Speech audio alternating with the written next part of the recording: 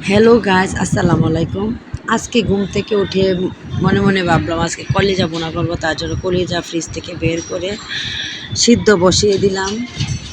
কলিজাগুলো আমরা সিদ্ধ করে নিলাম, সেই ফাঁকে কুড়া বাছাও করলাম। এখন আমি ভাবলাম যে একটু ডাল রান্না করি, তার জন্য একটু ডালও বসিয়ে দিলাম। ডালগুলো ধুয়ে নিতেছি, আর এই ফাঁকে আমার কলিজাটাও সিদ্ধ হয়ে যাচ্ছে। আর আপনারা কিভাবে খান কলিজা সিদ্ধ? অনেকে কলিজা সিদ্ধ করে খায়, বাপা দিয়ে খায়, আবার অনেকে কলিজা সিদ্ধ না করে এমনিতে ভেজে ফেলে। আমরা ধরেন কলিজা একটু সিদ্ধ করি তারপরে খাই। তার জন্য আমরা পেঁয়াজগুলো কিউব করে কাটলাম টুকটুক করে।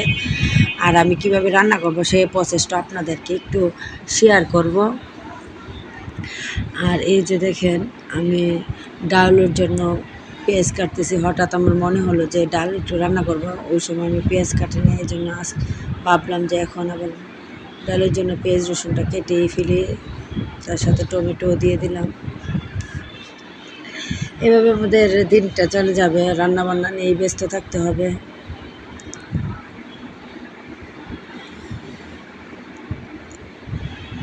এই যে দেখেন, আমরা আবার আপনারা ভাববেন যে আমি দা দিয়ে করি, ভাই আমার বাঙালি মানুষ দা দিয়েই করার বেশিরভাগ করার চেষ্টা করি। ছুরি তো ছুরি দিয়ে ধরেন কমই করা হয়, সচরাচর কম করা হয়, দা দিয়ে বেশিরভাগ করা হয়। এই যে আমি দেখেন ডাউলের জন্য মশলাটা রেডি, পেঁয়াজ রসুন সব কিছু কেটে ফেললাম। আর ধনে পাতাগুলো কিছু কিছু করে কাটলাম। আপনারা মনে কিছু নেবেন না, কেন আমি ধনে পাতা তেমন মিহি করে কাটতে পারি না, তার জন্য একটু বড় বড় হয়েছে, মনে কিছু নেবেন না। আর আমি কিভাবে ডাল রান্না করতেছি সেই প্রসেসটা আপনাদেরকে একটু দেখাবো। আমরা একসাথে ধরেন আর সব কোটা কোচা করলাম, আর ভাবলাম যে আজকে কলিজা যখন বড়া করবো তার সাথে একটু ডাউল না হলে ভাল লাগে না, এই জন্য ডাউলটা মনে করলাম যে রান্না করে ফেললাম। আর এই যে দেখেন, ডাউল আমরা একসাথে সিদ্ধ করে ফেললাম পানি দিয়ে। তার মধ্যে এর মধ্যে রসুন পেঁয়াজ সব কিছু দিয়ে দিলাম, দিয়ে তারপরে এখানে হলুদ লবণ সব কিছু দিয়ে আমরা একসাথে বসিয়ে দিই ডালগুলো। যখন ডালটা একটু বলক উঠছে তারপর আমরা এই পেঁয়াজ রসুনগুলো দিই, তারপর অনেকক্ষণ জাল দিই। অনেকক্ষণ জাল দেওয়ার পরে যে ডালের যে একটা স্বাদ ফ্লেভার আসে, তখন আমরা এই ডালটা এরপরে বাগার দিয়ে নামিয়ে ফেলি। এখন ডালটা অনেকক্ষণ হতে থাকবে। এই ফাঁকে ভাবলাম কলিজাগুলো আমি ধুয়ে পরিষ্কার করে নিছি, কলিজাগুলো টুকটুক করতেছি, একটু বড় বড় টুকটুক করতেছি। আবার অনেকে ছোটোও করে, আমরা ছোটোও করি, মাঝে মধ্যে বড়ও করি, যেই সময় যে সবসময় তার একরকম যেন। আর দেখেন, আমি বেশি কিন্তু বাফাই নাই, কেননা বেশি সিদ্ধ করলে আবার শক্ত হয়ে যাবে, তার জন্য পরিমাণ মতো সিদ্ধ করলাম। কারণ সিদ্ধ না করলে রক্তের পানিটা বের না হয়, রক্তের পানিটা যদি বের না হয় কীরকম একটা লাগে, এই জন্য ভাবলাম যে এই যে এভাবে আমরা কলিজাগুলো নিয়ে নিলাম, টুকটুক করে নিলাম। এই যে আমরা কলিজাটি এখন বানানো শেষ হয়ে যাচ্ছে। আর এভাবে দেখেন, আমরা কিন্তু পরিষ্কার করি কলিজাগুলো, কিন্তু কাটতেছি। আবার বলবেন না যে কলিজাগুলো পরিষ্কার করি নাই। অনেকে আবার উপরে চামড়াগুলো ফালায়, আবার অনেকে ফালায় না, এটা যার যার রুচির উপরে নির্ভর করে।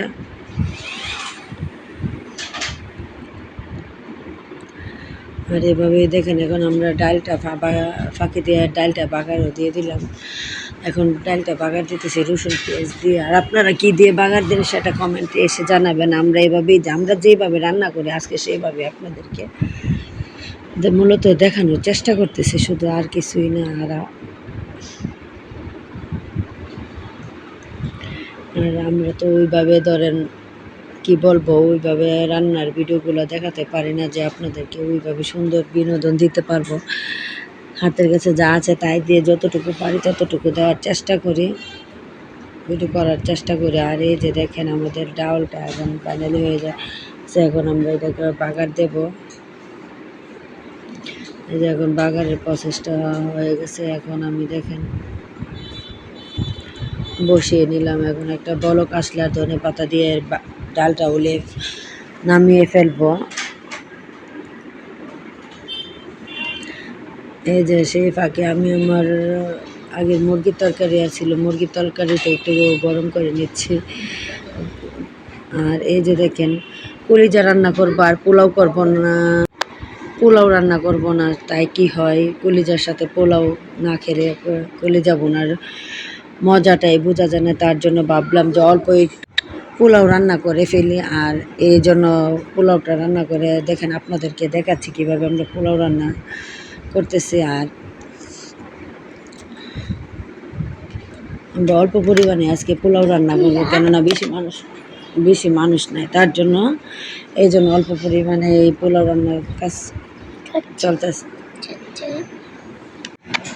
এই যে পোলাও আমরা এখন এলাচ, তেজপাতা, লং এগুলো দিয়ে দিলাম, দিয়ে পেঁয়াজটা ভেজে নিয়ে ভালো করে চাউলটা ভালো করে ভেজে নিচ্ছি, কেননা চাউলটা ভাজা না হলে পোলাওটা সুন্দর হয়, ঝরঝরা হয় না। এই জন্য চাউলটাকে আগে ভালো করে ভেজে নিয়ে তারপর পোলাওটা আমরা রান্না করবো। আর এই এখন পোলাওর মধ্যে পানি দিয়ে দিলাম। এই যে পানি অ্যাড দেওয়ার পরে এখন আমরা কাঁচামরিচ দেবো আর একটু সামান্য পরিমাণ ঘি দেবো। ঘি দিয়ে পোলাওটা নাড়াচাড়া করে নামিয়ে ফেলবো।